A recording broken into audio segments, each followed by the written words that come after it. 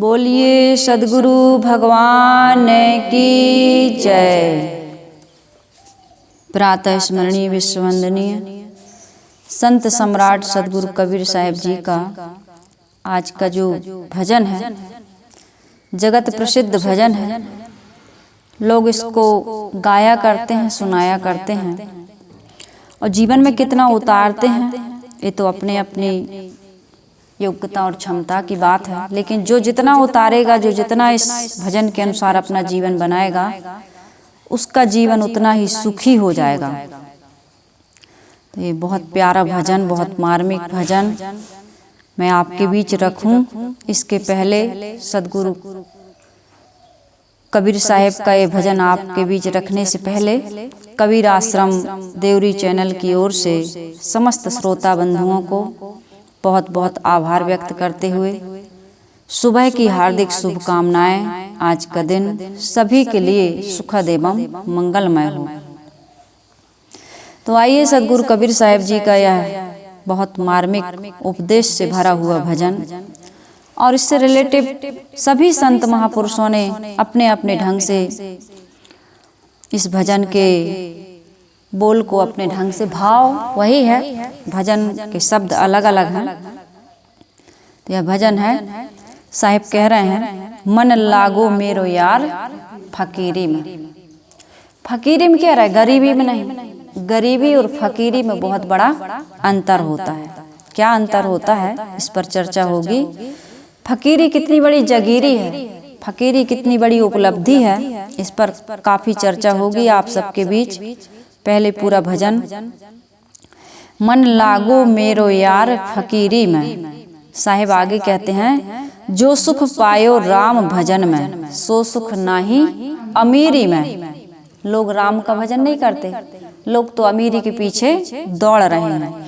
लेकिन जो समझदार हैं, जैसे सद्गुरु कबीर साहिब, जैसे मीराबाई है ना, ब्रह्मानंद जी ने भी भजन, ब्रह्मानंद जी का भजन भी है। ब्रह्मानंद जी का भजन कैसे है, ब्रह्मानंद जी ने क्या गाया है, फकीरी में मजा जिसको अमीरी क्या बिचारी है। तो इस फकीरी पर से चर्चा होगी अभी, फकीरी जीवन की कितनी बड़ी उपलब्धि है। तो साहिब कह रहा है, जो सुख पायो राम भजन में। राम के भजन में जो सुख मिलता है वह संसार की किसी भी संपत्ति को प्राप्त करके सुख मिलने वाला नहीं है। तो साहिब कह रहे, जो सुख पायो राम भजन में, सो सुख नाही अमीरी में। मन लागो मेरो यार फकीरी में। भली बुरी सबकी सुन लीजिए। और बता रहे हैं साहिब, ये जीवन के एक एक जो दुख के कांटे हैं ना, सद्गुरु कबीर साहिब उस दुख के कांटों को निकाल रहे हैं। हमारे जीवन में बहुत सारे दुख हैं और वो दुख के कांटे चुभ रहे हैं, उनसे हम लहू लुहान हैं। तो ये साहिब क्या कह रहे हैं, भली बुरी सबकी सुनी लीजिए और क्या करिए, करी गुजरान गरीबी में। मन लागो मेरो यार फकीरी में। आगे साहिब कह रहे हैं, प्रेम नगर में रहनी हमारी। जब सबकी भली बुरी सुन लोगे तभी तो प्रेम नगर में पहुंचोगे। प्रेम नगर में रहना या पहुंचना या प्रेम की प्राप्ति करना, बहुत इसकी कीमत चुकानी पड़ती है।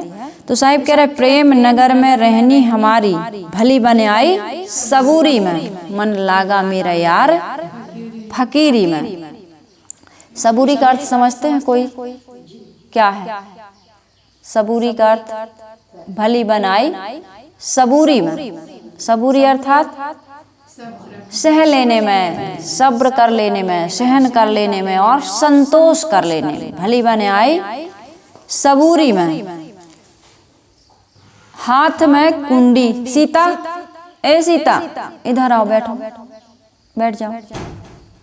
हाथ में कुंडी बगल में सौंठा, कोई इधर उधर ध्यान नहीं विचलित करेगा, नहीं। हाथ में कुंडी बगल में सौंठा, चारों दिशा जगीरी में। हाथ में कुंडी है, बगल में सौंठा है। कुंडी यानी भिक्षा का पात्र, सौंठा ओढ़ने बिछाने का सामान, चारों दिशा जगीरी में। एक एक पॉइंट का बहुत अर्थ है, इसको समझने की आवश्यकता है कि चारों दिशा कैसे जगीरी में मिल सकती हैं। आदमी का तो अपने शरीर पर, अपने परिवार पर, अपने लोगों पर अधिकार नहीं हो पाता है, लेकिन यहाँ साहिब कह रहे हैं चारों दिशा जगीरी में। मेरी जगीरी, मेरा शासन, मेरा अधिकार चारों दिशाओं में है, मैं कहीं भी चला जाऊं। आखिर में तन खाक मिलेगा, ये शरीर आखिर में क्या मिलेगा? मिट्टी में मिलेगा, राख में। 2 मुट्ठी राख हो जाएगा, 1 मुट्ठी राख हो जाएगा। आखिर में तन खाक मिलेगा, कहाँ फिरत मगरूरी में, मन लागो मेरो यार फकीरी में। कहत कबीर सुनो भाई साधो, हे भाई साधो सुनो, अपने आप को साधो। साहिब मिले सबूरी में, फिर आया ये सबूरी।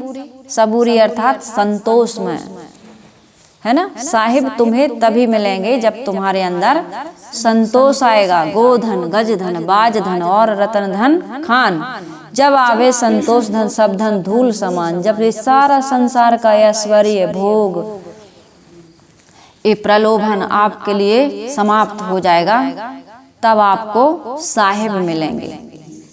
क्योंकि साहिब तो तुमसे बिछुड़े नहीं, तुम ही उसको पीठ दिखा दिए हो, तुम ही उससे साहिब मिल गए। तिल ओटे, मतलब तिल की ओट, तिल का दाना कितना छोटा होता है। तो इस भजन में आप लोगों को, हम लोगों को, सभी को यह समझना है कि सदगुरु कबीर साहब हम सबके जीवन में जो दुख के कांटे हैं, जो हमारा मन अशांत, पीड़ित, परेशान है, उस मन की वो दवा कर रहे हैं। तो इस भजन में साहब कह रहे हैं, हे मित्रों मेरा मन तो फकीरी में लग गया। सदगुरु कबीर साहब कह रहे हैं कि हे मित्रों, हे लोगों, हे भाइयों, कुछ भी कह दीजिए, मेरा मन फकीरी में लग गया। फकीरी अर्थात ऐच्छिक गरीबी, ऐच्छिक गरीबी। फकीरी गरीबी नहीं कह रहे हैं साहिब जी। साहिब ये नहीं कह रहे कि मन लागा मेरा यार गरीबी में, क्योंकि भाई गरीबी है, शरीर है तो मकान भी चाहिए, सिर छुपाने के लिए, ठंडी गर्मी बारिश से बचने के लिए एक मकान चाहिए। शरीर की हम मर्यादित व्यवस्थित रहने के लिए कुछ कपड़ों की भी आवश्यकता है, और रोग व्याधि लग जाए तो औषधि की भी आवश्यकता है। तो सदगुरु कबीर साहब यहाँ मन लागो मेरो यार फकीरी में तो कहते हैं, लेकिन गरीबी में नहीं कहते, क्योंकि सदगुरु कबीर साहब यह भी कहते हैं कि साईं इतना दीजिए। साईं मांगते भी हैं साईं से, मालिक से। साईं मालिक सदगुरु कबीर साहब के कहने का ढंग है। सदगुरु कबीर की वाणी को वही व्यक्ति समझ सकता है जो इसके मर्मज्ञ, कोई संत है, कोई महात्मा है, या बहुत दिनों तक सत्संग करता है, या उनके द्वारा सुनता है, तब समझ में आएगा। तो साईं इतना, साईं किसको कह रहे हैं? साईं इतना दीजिए। हे स्वामी, हे साईं, हे ईश्वर, मालिक, परमात्मा। बाहर का ईश्वर, ब्रह्म, परमात्मा, मालिक कोई नहीं पुकारता है। जो पुकारते हैं वो पाते नहीं है। तो यहाँ है अपना पुरुषार्थ करना, है ना।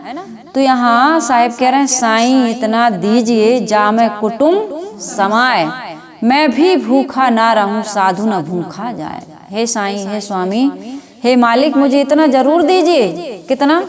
जामे कुटुंब, जो परिवार के लोग हैं, जिनके साथ में रह रहा हूँ, जिनकी मेरी जिम्मेदारी है, उनकी मैं आवश्यकताओं की पूर्ति कर सकूं। और ऐसा ना हो कि उनकी पूर्ति में कितने बार परिवार की पूर्ति करते करते अपनी जरूरतों की पूर्ति हम नहीं कर पाते, होता है ना ऐसे। तो मैं भी भूखा ना रहूं, और फिर इतना नहीं कि मैं ही भूखा ना रहूं। कोई अतिथि आ गया है, कोई साधु आ गया है, पवित्र आत्मा, जरूरतमंद, भूखा प्यासा, तो वो भी भूखा मेरे दरवाजे। कितने लोग क्या देते हैं साधु संतों को देने में, या किसी की मदद करने में, या किसी का सहयोग करने में, भैया अपने धन को हम बर्बाद इसके लिए थोड़ी कम आया है। तो साहिब कह रहे हैं, नहीं, ऐसा नहीं होना चाहिए। क्या होना चाहिए? अपने परिवार का भरण पोषण तो होना ही चाहिए, अपनी जरूरतों की पूर्ति होनी ही चाहिए, लेकिन कोई मेरे दरवाजे पर आ जाए तो उसको मैं खाली हाथ वापस न लौटाऊं। तो यहाँ सदगुरु कबीर साहब कह रहे हैं, मन लागा मेरा यार, मन लागो मेरो यार फकीरी में।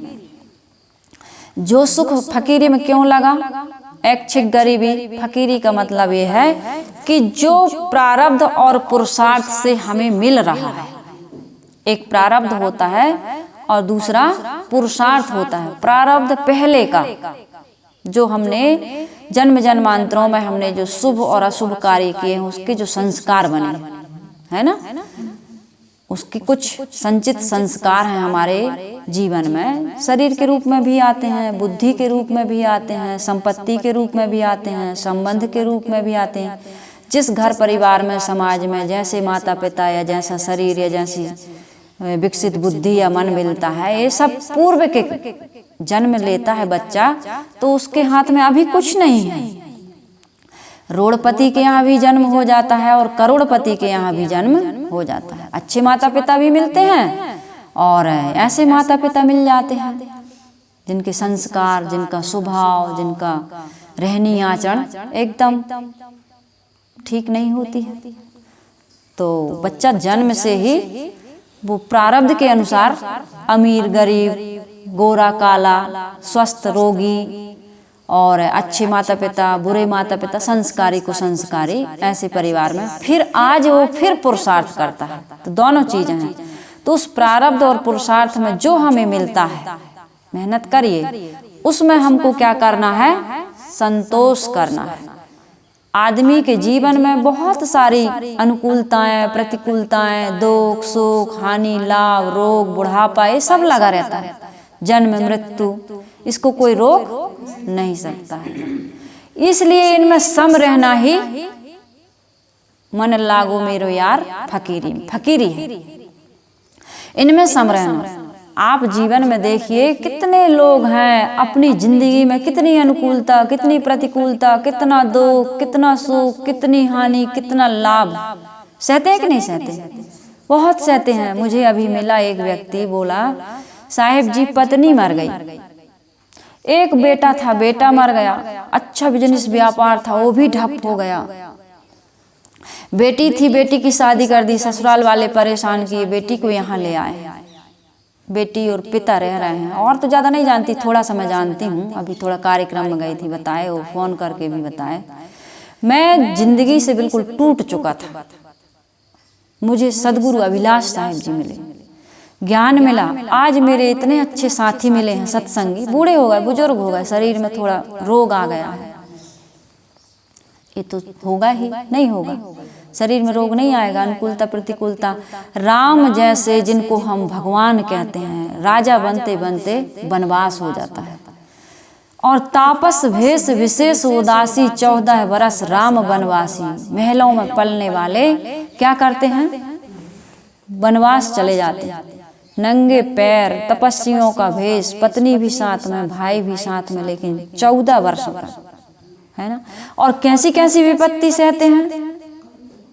राम जैसे योग्य, जिनके जीवन में कोई दोष दुर्गुण नहीं, ऐसा उनके सद्गुणों के बारे में लोग चर्चा करते हैं। कृष्ण के जीवन में देखिए, अब आप कृष्ण के जीवन में कितनी संधि, कितने युद्ध, कितनी शांति दूत बन करके गए, कितने अच्छे और बुरे कार्य उन्होंने भी किए, बुरा तो नहीं किया, लेकिन अच्छा करते करते भी कई बार जीवन में कुछ ऐसे, मेरा कहने का मतलब ये है कि उनके जीवन में यदुकुल का विनाश हो जाता है। आपस में कितनी संधियां की, कितने युद्ध करवाए और कितने युद्ध रुकवाए उन्होंने, दुष्टों का संहार किया और जो निर्दोष थे उनका सहयोग किया, उनको कैद से छुड़वाया, लेकिन अपने ही परिवार के कलह को, अपने ही परिवार की समस्या का समाधान, वो कलह नहीं रोक पाए, समाधान नहीं कर पाए। नारद जी के पास जाते हैं कि नारद जी मैं ग्रह क्लेश से बहुत परेशान हूँ। नारद जी युक्ति बताते हैं लेकिन समाधान नहीं होता है। पांडव जैसे आदमी, पांडव कैसे थे, कितने सूरवीर, कितने धर्मराज, भीम, नकुल, सहदेव, अर्जुन, जो घूमती हुई मछली, ऐसा निशानेबाज, है ना, सब जानते हो, ज्यादा विस्तार नहीं करना है मुझे। ऐसे ऐसे पांडव, एक ही पत्नी, 5 पतियों की एक पत्नी, एक पत्नी होती तो हो सकता लड़ाई झगड़ा हो जाता, विवाद हो जाता। भाई मैं थोड़ा सा अपने ढंग से कह रही हूँ। उनके जीवन में भी कितना दुख आया, 12 बरस का वनवास और 1 बरस का अज्ञातवास, पत्नी को भरी सभा में नग्न किया जा रहा, कैसा कैसा जीवन में युद्ध हुआ, विजय मिल गई, फिर भी उनके जीवन में देखो कितना दुख। कृष्ण समीपी पांडवे गले हिमारे जाए, लोहा को पारस मिले तो काहे को काई खाए। हिमालय में जाकर के उनको गलना पड़ा, शांति नहीं मिली। जीवन में उनको पश्चाताप ही हाथ में लगा। सबके जीवन में आता है, हमारे आपके सबके जीवन में। तो करना क्या है, इन चीजों से हमको ऊपर उठना है। साहिब कह रहे मन लागो मेरो यार फकीरी में। ये सारी घटनाओं के बावजूद मन हमारा फकीरी में लग जाए। अनुकूलता, प्रसन्नता, सुख, ये हम जो चाहते हैं ये संसार में नहीं मिलने वाला है, ये बिल्कुल अकाट सत्य है। क्योंकि यहाँ जो भी जन्मा, जो भी आया है अपने जीवन में, हमारे जीवन में, आपके जीवन में, सबके जीवन में रोग लगेगा, बुढ़ापा आएगा, वियोग होगा, अपमान होगा, सब कुछ होगा, सब हो रहा है, इसको हम रोक नहीं। इसलिए फकीरी में मन को लगाओ कि भाई आएगा तो आएगा, लेकिन हमारा मन इससे ऊपर रहे। उसमें कहा गया ना, मैं हमेशा कहती हूँ, हो नाव तट से बंधी।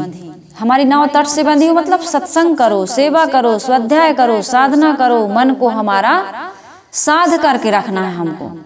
एक मन ही तो हम साध सकते हैं। मन ही को परमोधिये मन ही को उपदेश, जो मन को वश में करे तो शिष्य होए सब देश। तो हो नाव तट से बंधी, हमारी नाव जीवन रूपी नौका, ये जीवन रूपी नौका संसार सागर से, भव सागर से पार करने के लिए मिली है। तो हो नाव तट से बंधी, किसी महापुरुष का आधार लीजिए, सत्संग कीजिए, सदग्रंथ पढ़िए, जीवन में संयम और साधना को अपनाइए। हो नाव तट से बंधी, यही है तट से बंधना। हो नाव तट से बंधी, लहरों की मनमानी ना हो। मन में पता नहीं कैसी कैसी विकारी तरंग उठती हैं, मन में विकारी तरंग उठा करती हैं। संसार को देख देख करके हमारे मन में कभी काम की, तो कभी क्रोध की, तो कभी लोभ की, तो कभी मोह की, तो कभी कितनी प्रकार की तरंग उठती हैं। तो लहरों की मनमानी ना हो। ये तरंग, मन की तरंग मार लो बस हो गया भजन, आदत बुरी सुधार लो बस हो गया भजन। तो ये तरंगों की मनमानी ना हो कि मन में तरंग उठी और बस हम अपनी शांति को, अपनी एकाग्रता को, अपनी प्रसन्नता को, अपनी निर्मलता को, अपनी स्वच्छंदता को, स्वतंत्रता को खो बैठे। तो हो नाव तट से बंधी, लहरों की मनमानी ना हो। नाव को उस पार जाने में, हो नाव तट से बंधी, लहरों की मनमानी ना हो, नाव को उस पार जाने में कोई परेशानी ना हो। चेहरा खोल के बैठो, अच्छा ध्यान से सुनना। तो लहरों की मनमानी ना हो, नाव को उस पार जाने में कोई परेशानी ना। यहाँ ये संसार सागर से तरने के लिए एक नौका मिली, एक जहाज मिला। भाव सिंधु है भाव सिंधु, ऐसे पार कर लो, ऐसे एक भजन है। और बड़े भाग्य से मनुष्य तन मिला है, बड़े भाग्य से मानव जीवन मिला है, भाव सिंधु से पार होने के लिए मिला है।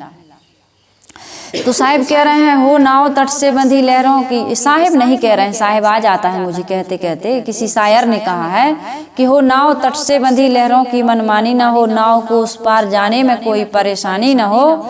देख माझी याद रखना कोई नादानी ना हो। हम माझी हैं, नाविक हैं, इस नाव पर, इस मानव जीवन रूपी नौका पर बैठ करके संसार सागर से तरने का काम करने के लिए आए हैं। तो देख माझी याद रखना कोई कोई नादानी ना हो। हम नादानी कर देते हैं। नादानी क्या है? यहाँ हम आसक्त हो जाते हैं, यहाँ हम मोह कर लेते हैं, लोभ कर लेते हैं, अपने मन इंद्रियों को दूषित कर देते हैं, संबंधों को बिगाड़ लेते हैं। बहुत सारी कमियां, बहुत सारी नादानी करता है और फिर आदमी पश्चाताप करता है। तो देख माझी याद रखना कोई नादानी ना हो। क्या नादानी है? नाव तो हो पानी में, लेकिन नाव में पानी में। हमारी ये नादानी है, नाविक की ये नादानी है कि वो छोटे छोटे छेद, असंयम के छेद, असावधानी के छेद, अज्ञानता के छेद, ये हमारी जीवन रूपी नौका को पानी में, ये भाव सागर में डुबा देते हैं। कबूतर नौ सागर, भाव सागर में नौका को डुबा देते हैं। तो ध्यान रखना कोई छेद ना होने पाए। तो ये भजन सदगुरु कबीर साहब का बहुत मार्मिक भजन सदगुरु कबीर साहब कह रहे हैं, मन लागो मेरो यार फकीरी में। फिर साहब कह रहे हैं जो सुख पायो राम भजन। दो ही भजन है यहाँ, या तो काम का भजन होगा या राम का भजन होगा। और काम के भजन में क्या है? वियोग है, अशांति है, मलिनता है, पीड़ा है, दुख है, अशांति है। और राम के भजन में कोई तन दुखी, कोई धन दुखी, कोई मन से रहत उदास, और थोड़े थोड़े सब दुखी, सुखी राम के दास। जो राम का दास बन जाता है वह सुखी हो जाता है। राम मरण धर्म नहीं है, राम मरण धर्म नहीं है। राम में अमृत है, अमृत, अमरता है। राम अविनाशी है। वो राम कहाँ है? तुझ में राम, मुझ में राम, सब में राम समाया है। वो राम को बाहर पाने भी नहीं जाना। वो राम तो हमारी अंतरात्मा ही है। तो जो सुख पायो राम भजन में, अपने आप में जो लौट आता है वही सुख पाता। सो सुख नाही अमीरी में। अमीरी में कहाँ सुख है? अमीरी के पीछे भागोगे तो तृष्णा सताएगी, असंतोष की भट्टी में जलोगे, तृष्णा आ जाती है ना, असंतोष आ जाता है। कितना भी हमें धन मिल जाए लेकिन संतोष मिलता नहीं। धन में तो 15 दोष बताए हैं, धन में 15 दोष कहे कबिन कीन परम। चोरी है, हिंसा है, हत्या है, व्यभिचार है, बलात्कार है, झूठ है, बेईमानी है, कई प्रकार के दोष हैं। धन बढ़ता है तो आदमी धर्म नहीं करता, अधिकतम लोग।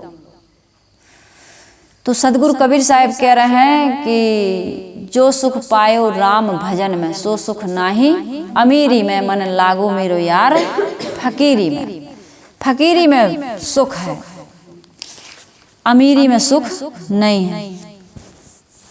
अब आदमी फकीरी करना चाहता नहीं है, अमीरी के पीछे दौड़ रहा है, खूब कमाता है, कितना धन कमाता है, धन की कोई कमी थोड़ी होती है। लेकिन आदमी को संतोष नहीं मिलता, शांति नहीं मिलती, अमरता, प्रसन्नता नहीं मिलती है। और बस दौड़ते दौड़ते दौड़ते एक दिन थक करके गिरता है, मर जाता है। साथ में कुछ जाता है? कुछ भी नहीं जाता है। इसलिए एक फिल्मी गीत है, बहुत सुंदर गीत है। उसमें फिल्मी गीत में मैंने एक दिन सुना था, करना फकीरी फिर क्या दिलगिरी, सदा मगन में रहना जी। कोई दिन हाथी तो कोई दिन घोड़ा, कोई दिन हाथी तो कोई दिन घोड़ा, कोई दिन पैदल चलना जी। करना फकीरी फिर क्या दिलगिरी, सदा मगन में रहना जी। कोई दिन हाथी तो कोई दिन घोड़ा, कोई दिन पैदल चलना जी। ये सबके जीवन में आता है। राम रथ पर चलते थे, लेकिन एक दिन ऐसा आया कि बिना खड़ाऊं के पैदल उनको 14 बरस तक जंगल में, उनको बता दो उनको बाद में आना। तो ऐसा हो जाता है ना। हमारे जीवन में सभी प्रकार के प्रसंग आते हैं। कैसा भी हो वक्त मुसाफिर, ये भजन कह रहा है, कैसा भी हो वक्त मुसाफिर, पल भर ना घबराना जी। ये आएगा आपके जीवन में। कोई दिन लड्डू तो कोई दिन पेड़ा, तो कोई दिन फाकम फाका जी। कोई दिन ऐसा होता है कि भूखे भी रहना पड़ता है। हरिश्चंद्र को नहीं देखा, मूरध्वज को नहीं देखा क्या? सबके जी भीलन लूटी गोपिका, वही अर्जुन वही बाण।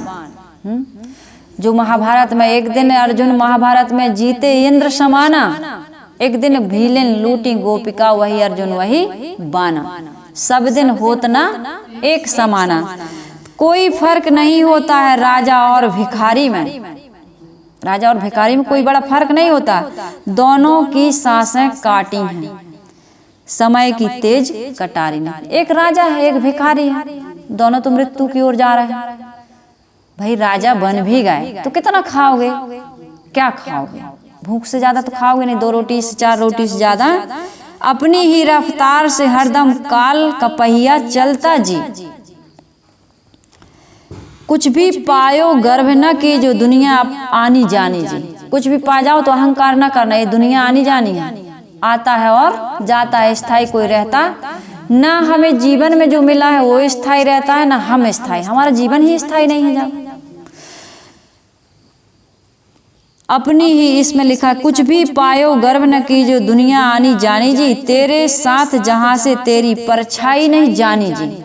साथ में क्या जाएगा, ये परछाई भी साथ में। सबको अपना प्यार बांटना, ये है सबसे बड़ी दौलत। मीठा बोल बोलना जी, कोई दिन मेला न कोई दिन मेला है तो कोई दिन अकेला है। कोई दिन मेला है, बड़ा गहमा गहमी होती है, और कोई दिन बिल्कुल अकेला है। कोई दिन खत्म झमेला जी, और कोई दिन पूरा ये झमेला मिलना भी छोड़ना सब समाप्त हो जाएगा। तो करना फकीरी फिर क्या दिलगिरी, सदा मगन में। दिलगिरी का अर्थ होता है खिन्नता, उदासी। अरे जब फकीरी में हम मस्त हैं तो फिर खिन्नता और उदासी का कोई नामो निशान नहीं रह जाता है। तो संतों ने यही कहा है, फकीरी में मजा जिसको अमीरी क्या विचारी है। बिंदु जी का बहुत सुंदर ये भजन है, हम फकीरी को धारण करें। फकीरी का मतलब है सब समय प्रसन्न, दुख में सुख में, अनुकूलता में प्रतिकूलता में। जीवन में यदि कोई संयोग हो गया प्रिय का, और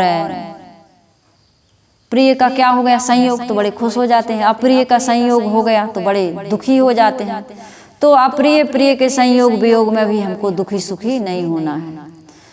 एक व्यक्ति था, कहते हैं उसके जीवन में डिसाइड नहीं कर पा रहा था, डिसीजन नहीं ले पा रहा था कि फकीर बन जाऊं, साधु बन जाऊं कि शादी कर लूं। तो उसने सोचा कि जब लोगों से, बूढ़ों से मिलता हूं तो कहते हैं भैया, कई बूढ़े कहते हैं शादी मत करना, ऐसा बड़ा दुख है। देखो सबका अपना अपना दृष्टिकोण होता है। जवानों से कहते हैं अरे क्या तुम अपनी जवानी बर्बाद कर रहे हो, शादी करो, सुख भोगो भाई, दुनिया में आए हो तो थोड़ा सा संसार का सुख भोगो। एक से एक गाना बने, है ना। तो उसने सोचा, कभी संत महापुरुषों के पास जाता था तो संत महापुरुष कहते थे कि बड़ी झंझट है, गृहस्थी का भार है, यदि रोक सको अपने आप को तो बढ़िया स्वतंत्र निर्मल पवित्र जीवन जियो। ये मानव जीवन कल्याण करने के लिए, मोक्ष पाने के लिए मिला है। जिंदगी को ऐसे ही संसार में बर्बाद करने के लिए जीवन नहीं मिला हुआ है। तो सोच नहीं पा रहा था, तो ये असमंजस में एक दिन वो एक फकीर के पास गया। फकीर के पास गया तो फकीर को अपनी समस्या सुनाई कि मैं क्या करूं। फकीर ग्रस्त था तो फकीर, लेकिन था वो ग्रस्त, समझिएगा। तो फकीर से अपनी बात कहता है तो कहा समाधान हो जाएगा, बैठिए आप। उसने कहा कि थोड़ा मुझे एक संत से मिलने जाना है, थोड़ा संत से मिल आते हैं, फिर आपकी समस्या का समाधान कर दूंगा। कहा ठीक है। तो संत बड़े बुजुर्ग हो गए थे, 80-85 साल के थे, और एक पहाड़ी पर रहते थे। भाई संत हैं तो संसार में तो उनको पसंद नहीं आएगा, तो एकांत में ही जाएंगे। ये भी एक बहुत बड़ा रहस्य है कि एकांत में क्यों जाया जाता है। सदगुरु विशाल साहब गांव के बाहर रहते थे, गांव में नहीं रहते थे, गांव के बाहर कुटी बनाते थे। उन्होंने कोई स्थायी आश्रम नहीं बनाया था, जहाँ जो बुलाते थे भगत 15 दिन महीना भर रहते थे, सप्ताह भर, जैसे जहाँ की जैसे जरूरत थी, जैसे लोग बुलाते थे वैसे जाते थे। तो गांव के बाहर उनके लिए कुटी बनती थी, लेकिन जितनी साधु समाज जमात होती थी, समाज होता था, सबसे अलग रहते थे। उस घेरे में, उस परकोटे में अकेले रहते थे। कोई सेवक दिन में साथ रहता, रात में अकेले। और जब सुबह उठते थे तो बंदगी होने के बाद सदगुरु कबीर साहब फिर चले जाते थे सुबह शाम जंगल की ओर, अकेले एकांत। तो किसी ने पूछा कि भाई जब अकेले ही रहते हो, एकांत में रहते हो, फिर और एकांत में जाने की क्या जरूरत है। तो उन्होंने कहा कि देखो सबके अंदर में जहर है, हम सबके अंदर जहर है। उस जहर को मारने के लिए हम सबको अकेले में, एकांत में, एकाग्र चित्त से उसको देखने शोधने में ही ये जीवन की सार्थकता है, क्योंकि सबके अंदर जहर है। विशाल साहब जी ने कहा कि अपना जहर मारो और दूसरों के जहर को सहो। अपने लिए संयम और दूसरे के लिए शील का व्यवहार करो, है ना। तो उस फकीर ने कहा कि चलो थोड़ा संत से मिल लेते हैं। तो वो जंगल में एकांत में एक पर्वत पर रहते थे। तो वहां पर जब वो मिलने गए वहां, तो 80-85 साल की उम्र थी उनकी। तो आवाज लगाए, साधु बाबा थोड़ा नीचे आओ, नीचे आइए। नीचे आए तो घुटना में दर्द था, कमर झुकी हुई थी, लाठी लेकर के धीरे धीरे बेचारे आए। बोले क्या बात है बेटा, क्या बात है बच्चा, बताओ। कहे बाबा जी कुछ नहीं, बस दर्शन करने की इच्छा थी। बाबा वो खुश रहो, मस्त रहो, प्रसन्न रहो, आशीर्वाद दिए, चलेगा। जब कोई शंका ही नहीं है, दर्शन ही की थी। जाके बेचारे थक के हारे पहुंचे ही थे कुटी में, फिर आवाज लगाए, बाबा जी, साधु महाराज, साधु बाबा थोड़ा नीचे आओ। फिर आए। ऐसा उन्होंने 3 बार किया। इस फकीर ने, युवक बिल्कुल चुपचाप सारी घटना को देख रहा था, बोला नहीं कुछ। हम तो तर्क कर लेते हैं, प्रश्न कर देते हैं, हम समझते नहीं हैं। थोड़ा सा मौन रहिए, मौन रह करके संसार को देखिए। जितना जो बोलेगा उसका चित्त उतना चंचल होगा और प्रकृति में घट रही घटनाओं से वो ज्ञान नहीं ले पाएगा। जो ज्यादा बोलता है वो कभी ज्ञानी हो ही नहीं सकता। ज्ञानी का मतलब आत्मज्ञानी, बोध जग नहीं सकता है। तो युवक बिल्कुल मौन चुप शांत सुन रहा था और मन में तो तरह तरह के प्रश्न उठ रहे थे कि भाई ये 3-3 बार क्यों परेशान कर रहे हैं। बेचारे बुजुर्ग परेशान हो रहे हैं। 3 बार कहा कि बस ऐसे दर्शन की इच्छा हो गई थी। 3 बार आशीर्वाद दिया संत जी, अपनी कुटी में चले गए। दोपहर हो गया, 12 बज गए, घर आए। तो जैसे ही घर पहुंचे तो पत्नी से कहते हैं, सुनती हो जी, थोड़ा सा लालटेन ला करके देना, मुझे कविताएं लिखनी है। तो पत्नी ने लालटेन जला करके ला करके रख दी। कुछ लिखे पढ़े, बंद कर दिए, चलो भोजन करते हैं। दिन के 12 बज रहे थे, पत्नी से लालटेन मांगी। लालटेन ला करके पत्नी ने, समझना इस बात को, हम सबको समझने की जरूरत है। शाम हो गई, भोजन किए, आराम किए, शाम हो गई। युवक ने कहा अब जा रहा। कहा आपकी समस्या का समाधान हुआ? कहा मुझे तो कुछ समझ में नहीं आया, आप तो कहाँ क्या क्या करते रहे। मुझे एक शंका और हो गई कि भाई 3-3 बार आपने संत को परेशान किया, फिर दोपहरी की चिलचिलाती धूप में आपने पत्नी से लालटेन मांगी। मुझे तो कुछ आपका व्यवहार समझ में नहीं आया, आप क्या कर रहे थे। मैं समस्या का समाधान करने आया था, मेरी और उलझन सी मन में हो गई और मेरे अंदर प्रश्न उठे। फकीर ने कहा कि मैं तुम्हारी समस्या का समाधान ही कर रहा हूं जब से आया। बोला मैं समझा नहीं। बोले देखो, संत के पास गए थे ना, तुम यही प्रश्न करने आए थे, यही समस्या लेकर के आए थे ना कि संत बनूं कि सदग्रस्त बनूं, ग्रस्त बनूं, क्या करूं, शादी करूं कि साधना करूं। तो मैं यही बता रहा था कि संत बनना तो पर्वत के संत जैसे, पहाड़ी के संत जैसे कि बूढ़ा है, घुटने में दर्द है, कमर झुक गई है, चढ़ने उतरने में तकलीफ है, अकारण ही 3-3 बार बुलाया, लेकिन शिकायत, गुस्सा नहीं किया, दुखी नहीं हुआ। सीधी बात, वो दुखी, गुस्सा करना खुद को सजा देना है, दुखी नहीं हुआ। हम क्रोध करके अपने आप को कितना परेशान कर लेते हैं, कितना दुखी कर लेते हैं, कितना अशांत कर लेते हैं, फिर पश्चाताप करते हैं। हम सबके जीवन की ये घटना है। जितने जल्दी एक माता जी आई कल मेरे पास, मैंने कहा तुम्हें समझ में नहीं आता कुछ भी, सत्संग में मत आया करो। तो इतना बढ़िया जवाब दिया उस माता ने कि साहेब करत करत अभ्यास के जड़मति होत सुजान, रसरी आवत जात है सिल पर परत निशान। मैंने कहा बहुत बढ़िया, चलो इतना तो समझ में आया। सही बात है, हम रोज अभ्यास करें, हमसे भी गलती होती क्या, हमसे, लेकिन गलती पर गलती करते जा रहे हैं, पश्चाताप नहीं हो रहा, सुधार नहीं हो रहा। कब होगा वो, कब समय आएगा, उसके लिए हमको हर समय अलर्ट रहना चाहिए, सावधान रहना चाहिए। किसी की बोलने की कमी है, किसी की खाने की कमी है, किसी की इंद्रिय लंपटता की कमी है, किसी को काम वासना, किसी को क्रोध, किसी को लोभ, किसी को मोह सताता है, तो इसको जीतना है। तो उस व्यक्ति ने, उस फकीर ने कहा कि देखो उनको क्रोध नहीं है, अशांत नहीं हुए हो। साधु बनना तो ऐसे बनना, और शादी करना तो मैंने पत्नी से कहा कि सुनती हो जी, थोड़ा लालटेन जला कर लाना, मुझे कविताएं लिखनी। उसने ये नहीं कहा कि भाई तुम्हारा दिमाग पागल हो गया है क्या, सठिया गए हो क्या, दिन में तुम लालटेन मंगा रहे। हम लोग क्या देते हैं, हम लोगों को जरूरत है थोड़ा सा ये चीज लाना, क्या करोगे, काय किस लिए चाहिए, प्रश्न पहले पूछ देते हैं।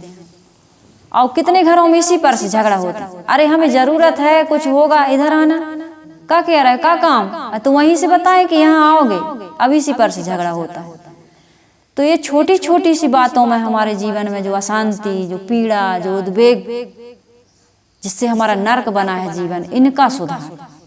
तो मैं ये कह रही हूँ कि हमारे जीवन में जो अशांति है, जो पीड़ा है, जो उद्वेग है, ये इसी कारण से होता है। साहिब कह रहे हैं कि भली बुरी सबकी सुन लीजे, कर गुजरान गरीबी में, मन लागा मेरा यार फकीरी में। भली बुरी ना हम भली सुन पा रहे हैं, ना बुरी सुन पा रहे हैं। भली बुरी सुनने के लिए यहाँ साहिब कह रहे हैं कि भली बुरी सबकी सुन लीजे, कर गुजरान गरीबी में, मन लागो मेरो यार फकीरी में। जब तक सुनोगे नहीं, सहोगे नहीं, तब तक जीवन आपका, हमारा, किसी का भी सुखी। हर बात का जवाब देना जरूरी नहीं है, और दोगे तो शांति मिले, यह भी बिल्कुल जरूरी नहीं। शांति नहीं मिल सकती। सुन लेने में, सह लेने में, पलटू हमसे लड़न को आवे सब संसार, बे बोले हम चुप रहे सहजे जावे। सुनने की आदत डाली, सुनते नहीं, सुनाते हैं, सुनाते खूब, सुनते नहीं। साहिब कह रहे भली बुरी सबकी सुन लीजिए, कर गुजरान गरीबी में, मन लागो मेरो यार फकीरी में। प्रेम नगर में रहनी हमारी, भली बने आई सबूरी में। प्रेम नगर में रहनी तभी बनेगी जब सबका हम सुन लेंगे, सह लेंगे। प्रेम प्रेम सब कोई कहे, प्रेम न चीन्हे कोई। और प्रेम तो कहते हैं तभी मिलता है जब शीश दक्षिणा दे, ऐसे कुछ है वो, शीश दक्षिणा दे तब प्रेम मिलता है। यानी कोई अहंकार नहीं, कोई ईगो नहीं, कोई प्रतिक्रिया नहीं, किसी के लिए कोई कटुता का भाव नहीं, तब प्रेम में। साहिब ने कहा प्रेम पाट का चोलना, पहर कबीरू नाच, पाने पे दीनो तासु को जो तन मन बोले साच। जिस दिन प्रेम आ जाता है हमारे जीवन में, उस दिन जिंदगी का कुछ अर्थ ही बदल जाता है। हम तो नफरत में जीते हैं, शिकायत में जीते हैं, उद्वेग में जीते हैं, अशांति में जीते हैं। कितनी अशांति, कितना उद्वेग, कितनी शिकायत है। आदमी बैठ भी नहीं पाता है और शिकायत करना शुरू कर देता है ना। हमने कहा आओ बैठो, अरे क्या बताएं, शुरू हो गया है ना, शुरू हो जाता। आज तो ऐसे ऐसे हुआ, और फिर 1 घंटा का समय है तो 2 घंटा समय देता है। उठ के जाने लगता है तो सुनने वाला भी कहता है आओ थोड़ा चाय पी लो। बड़ा रस मिलता है सुनने और सुनाने में, जबकि फायदा कुछ भी नहीं है। प्रेम नहीं है, प्रेम नगर में रहनी हमारी, भली बने आई सबूरी में। सह लेने में बड़ी भली बन जाती है, कुशल बन जाती है। हम सहते नहीं, सहेंगे नहीं, झुकेंगे नहीं, सुनेंगे नहीं, और जबकि सबको सहना पड़ता है। बिना सहे तो आप दुखी ही रहेंगे। ऐसा संसार में कोई व्यक्ति नहीं है जिसको कहा ना गया हो, अपजस जोग का जान की, मणि चोरी का कान, तुलसी सरस, तुलसी कैसे है वो, अपजस जोग की जान की, मणि चोरी का कान, तुलसी रोक लोक रिझाए वो, सरस कात वो नान। हमारे गुरुदेव जी हमेशा कहा करते थे कि जानकी जी अपजस के योग नहीं थी, लेकिन लोगों ने ताना मार दिया। और श्री कृष्ण महाराज ने मणि नहीं चुराई थी, है ना, लेकिन उनको भी चोरी लगा दी।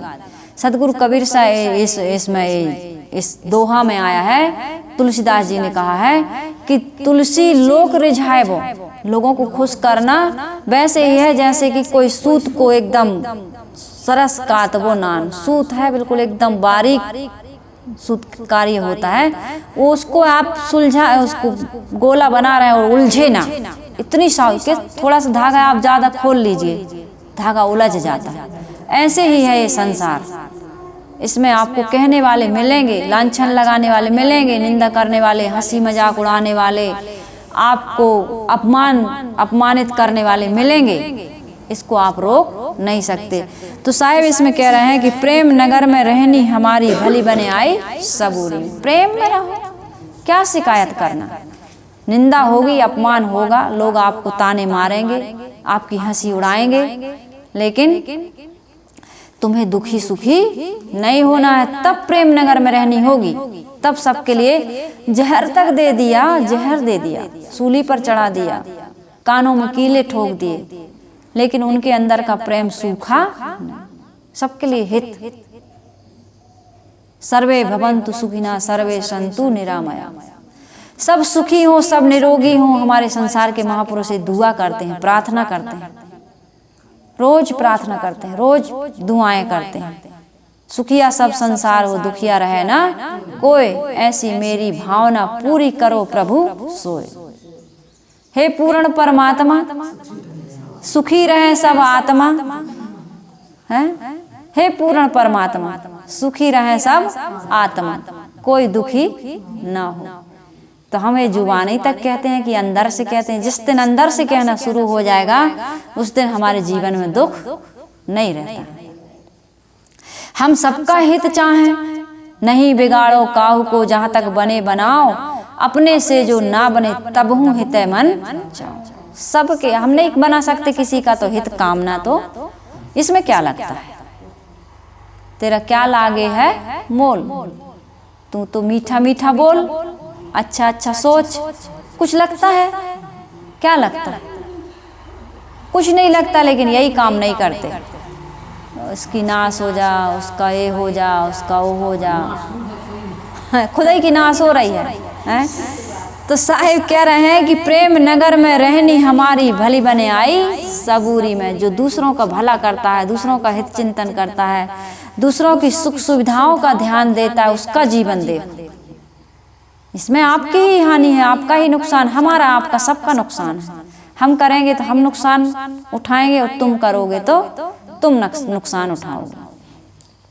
तो साहिब कह रहे प्रेम नगर में रहनी हमारी भली बने आई सबूरी में, मन लागा मेरा यार फकीरी में। आगे साहिब कह रहे हाथ में कुंडी, भिक्षा का पात्र है, बगल में सोंठा, चारों दिशा जगीरी में। हाथ में कुंडी, भिक्षा का पात्र है, और ओढ़ने बिछाने का कुछ सामान है, सोंठा, कुछ भी बिछा लेते हैं, घास फूस कुछ भी।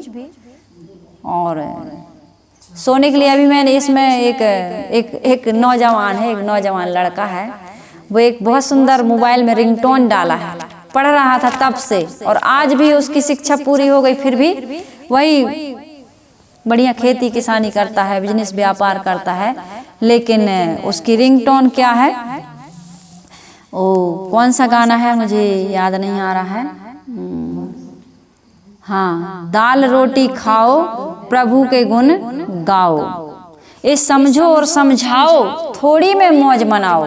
दाल रोटी खाओ प्रभु के गुण गाओ, अजी लालच में न आओ, न दिल का चैन गमाओ। दाल रोटी खाओ प्रभु के गुण गाओ, तन पे लंगोटी पेट में रोटी। यही तो आवश्यकता है, पेट भरा हो और मन मरा हो, शरीर हमारा कपड़ों से ढका हो, 1000 का हो चाहे 200 का हो, है ना, मोटा महीन कुछ भी हो।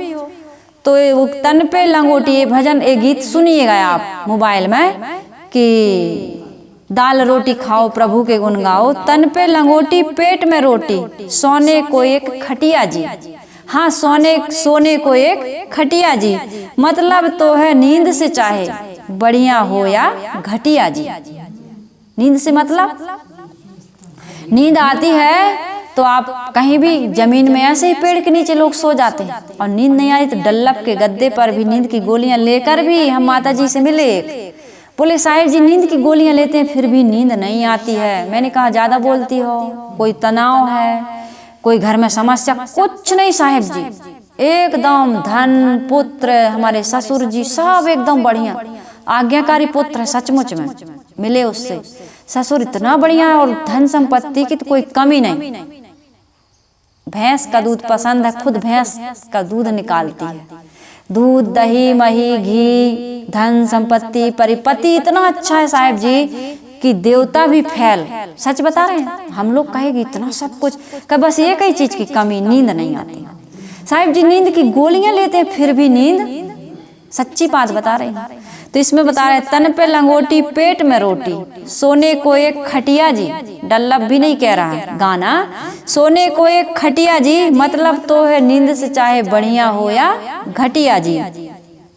नफरत को दूर हटाओ और सबको गले में लगाओ, दाल रोटी खाओ प्रभु के गुण।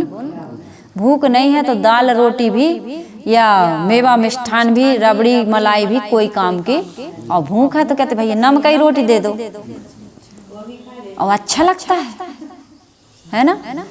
चांदी की थाली वालों को क्या भूख लगे है ज्यादा जी, गाना कह रहा है, चांदी की थाली वालों को क्या भूख लगे है ज्यादा जी, क्यों ना खा ले फिर आपस में बांट के आधा आधा जी। जब चांदी की थाली वालों को भी ज्यादा भूख नहीं लगती है, फिर आओ क्यों ना बांट के आधा आधा खा ले। कितना सुंदर गाना है, गीता और पुराण वेद शास्त्रों का इसमें सार समाया हुआ है। चांदी की थाली वालों को क्या भूख लगे है ज्यादा जी, हाँ भूख लगे है ज्यादा जी, क्यों ना खा ले फिर आपस में बांट के आधा आधा जी। भूखों की भूख मिटाओ, दुनिया में नाम कमाओ, दाल रोटी खाओ प्रभु के गुण गाओ। तो इसमें कहा गया है कि हाथ में कुंडी बगल में सौंठा, चारों दिशा जगीरी में मन लागू मेरो यार। जिसके अंदर समता आ गई, जिसके अंदर संतोष आ गया, जिसका मन विकारों से मुक्त हो गया, चारों दिशा जगीरी में जहां जाए घोड़ी वहीं जजमानी। गुरुदेव जी कहा करते थे कि दसों दिशाओं पर उसका फिर राज्य कायम हो जाता है ना। चाहे गई चिंता मिटी मनुआ बेपरवाह, जिनको कुछ नहीं चाहिए सो साहनपति साह। आखिर में साहब, अंत में 2 पॉइंट और बचे हैं। साहब कहते हैं आखिर में तन खाक मिलेगा। अरे भाई मिट्टी हो जाओगे, आखिर में तन खाक मिलेगा, कहा फिरत मगरूरी में, मन लागो मेरो यार फकीरी में। क्या होगा तुम्हारे शरीर की दशा, क्या होगी? आखिर में तन खाक मिलेगा, कहा फिरत मगरूरी में, मन लागो मेरो यार फकीरी में। मगरूरी, अहंकार में तुम इधर उधर फिर रहे हो। कितना अहंकार है तुमको, बहुत अहंकार। ये मगरूरी, ये अहंकार आपको, अहंकार से सब गया धन वैभव और वंश, ना मानो तो देख लो रावण दुर्योधन कंस। आखिर में तन खाक मिल जाएगा, मिट्टी में मिल जाएगा, धूल में मिल जाएगा। घर से निकला सैर करने, दिल में यही अरमान था, एक तरफ बियाबान जंगल एक तरफ शमशान था। पैर पड़ा हड्डी पर तो उसका भी यही बयान था, संभल कर चलना मुसाफिर मैं भी कभी। तुम झुकते नहीं थे, मैं भी कभी इंसान था। तुम झुकते नहीं, तुम सहते नहीं,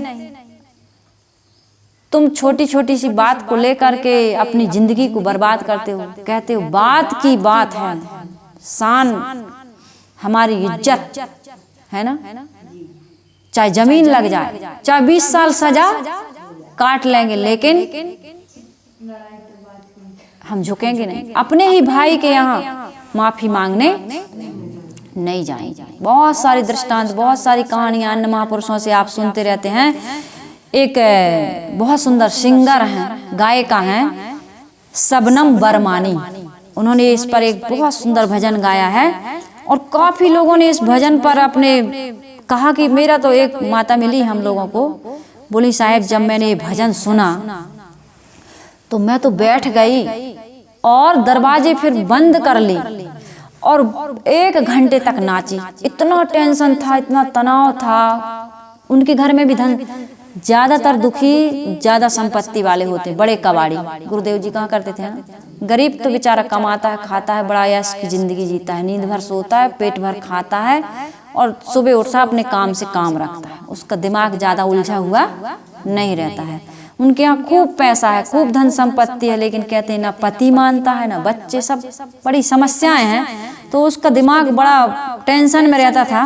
तो पता नहीं कैसे यूट्यूब पर एक भजन आ गया, उसने गा के सुनाया, मत कर माया को हंकार, मत कर काया को अभिमान, काया गार से कांची, कायागार से कांची रे जैसे ओसरा मोती।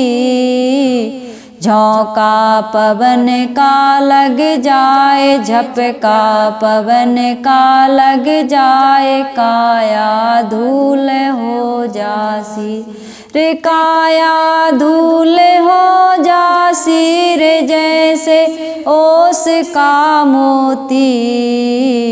मत कर माया को हंकार, मत कर काया को अभिमान, गार से कांची।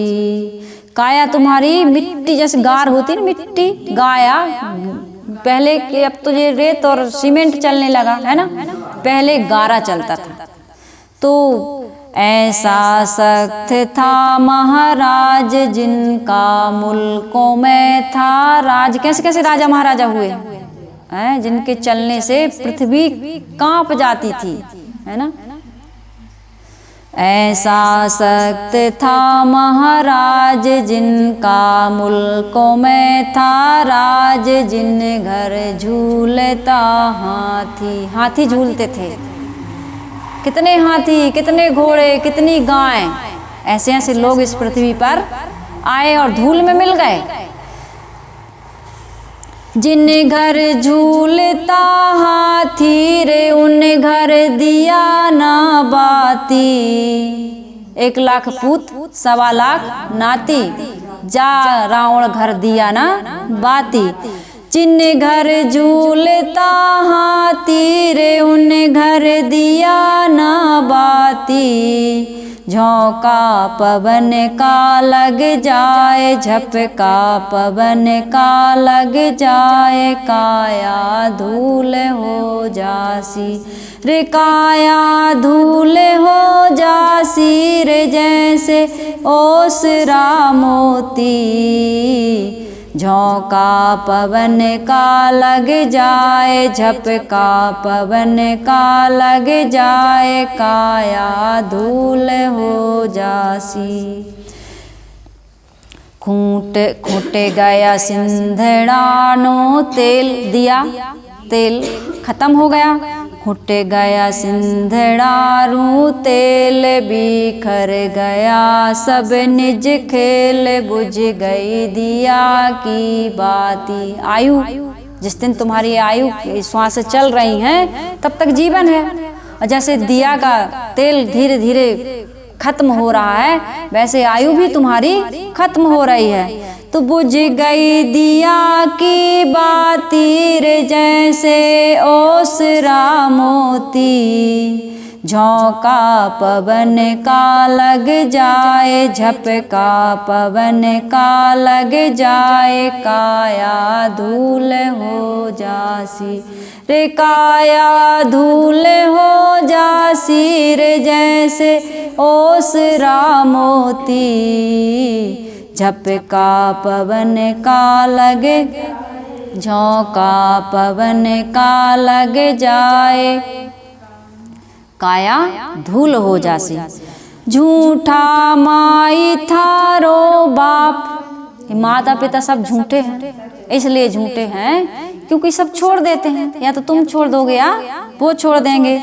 तो झूठा माई थारो बाप, झूठा सकल परिवार, झूठा कूटता छाती। माँ मर गई रो रहा है, पिता मर गए, बेटा मर गया रो रहा है, किसी के मरने पर रो मत। संत यही रोना छुड़ाते हैं। संत हमारे, मैं कह रही ना, दुख के कांटे, एक एक कांटे सदगुरु कबीर साहिब इस भजन में निकाल रहे हैं।